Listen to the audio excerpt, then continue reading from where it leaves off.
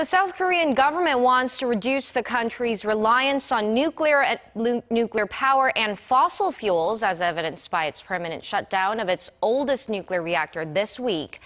The focus now is on renewable energy, and there's one power source that's already making waves. Ji-yeon tells us more. An hour's drive away from the capital, Seoul, is the coastal city of Ansan.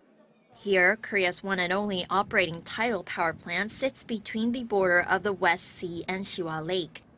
Utilizing seawater stored inside a tidal embankment built at the mouth of the lake, the facility generates and stores electricity through its 10 turbines, operating 365 days a year.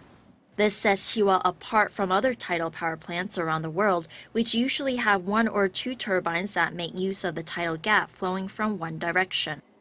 This tidal power plant produces up to 552 gigawatt-hour of electricity a year, and that's equivalent to the annual amount used by 200,000 households.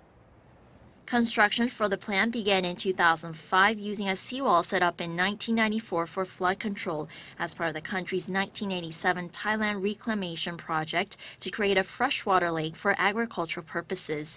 But in 2000, this plant was scrapped due to deteriorating water quality, and the government had to repurpose the embankment, eventually leading to tidal power plant operations in 2011. Contrary to previous concerns that the turbines would harm the surrounding environment, efforts by Korea Water Resources Corporation helped restore the area. It's now home to more than 145 bird species and a tourist site attracting more than 1.4 million visitors a year. And it's not just the scenery that makes this plant so special. The amount of electricity produced by the 10 turbines can replace some 860,000 barrels of fossil fuel used in a year. This means the plant is contributing to the reduction of more than 310,000 tons of carbon dioxide emissions annually.